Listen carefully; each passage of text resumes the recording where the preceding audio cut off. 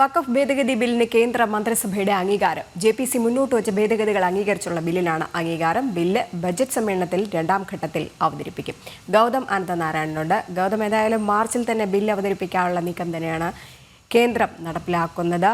അപ്പോൾ ഈ സ്വാഭാവിക നീതി ജനങ്ങൾക്ക് ഉറപ്പാക്കുക, വഖഫിൻ്റെ അനീതി നേരിട്ട ജനങ്ങൾക്ക് ഉറപ്പാക്കുക, ആ ഒരു ലക്ഷ്യം തന്നെയാണ് മോദി സർക്കാരിന് പിന്നിലുള്ളത്. അതിൻ്റെ ഭാഗമായിട്ട് തന്നെയാണ് ഈ ബില്ലിന് ഇപ്പോൾ കേന്ദ്രമന്ത്രിസഭ അംഗീകാരം നൽകിയിരിക്കുന്നത്.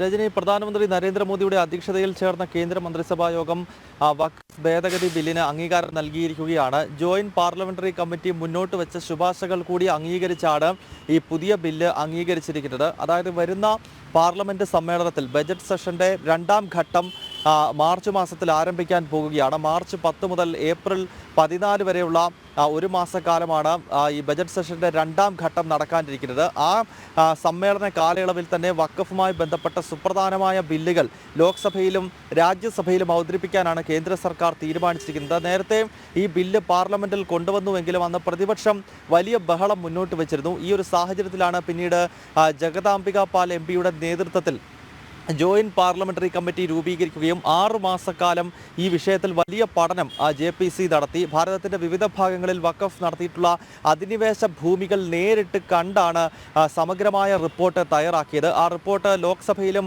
രാജ്യസഭയിലും വയ്ക്കുകയും ചെയ്തു ബജറ്റ് സമ്മേളനത്തിൻ്റെ ആദ്യഘട്ടത്തിൽ. ഈ ഒരു സാഹചര്യത്തിലാണ് പ്രധാനമന്ത്രിയുടെ അധ്യക്ഷതയിൽ ചേർന്ന മന്ത്രിസഭാ യോഗം ഈ ജെപിസി കൂടി മുന്നോട്ട് വെച്ച പല അഭിപ്രായങ്ങളും രൂപപ്പെടുത്തിയെടുത്തതിന് ശേഷമുള്ള ബില്ലിന് ഇപ്പോൾ അംഗീകാരം നൽകിയിരിക്കുന്നത്. ഇത് നൽകുന്ന സൂചന ഈ വരാൻ പോകുന്ന സമ്മേളനത്തിനകത്ത് വഖഫ് ബില്ല് ലോക്സഭയിലും രാജ്യസഭയിലും സർക്കാർ അവതരിപ്പിക്കാൻ പോകുന്നുവെന്നുള്ളതാണ്. രജനി, ശരി. വഖഫ് ഭേദഗതി ബില്ലിന് കേന്ദ്ര മന്ത്രിസഭയുടെ അംഗീകാരം. ജെപിസി മുന്നോട്ട് വെച്ച ഭേദഗതികൾ അംഗീകരിച്ചുള്ള ബില്ലിനാണ് അംഗീകാരം നൽകിയിരിക്കുന്നത്. എന്തായാലും മാർച്ച് മാസത്തെ ബജറ്റ് സമ്മേളനത്തിൽ ഈ രണ്ടാം ഘട്ടത്തിൽ ബില്ല് അവതരിപ്പിക്കാനാണ് നീക്കം. ഗൗതം വിവരങ്ങൾ നൽകിയത്.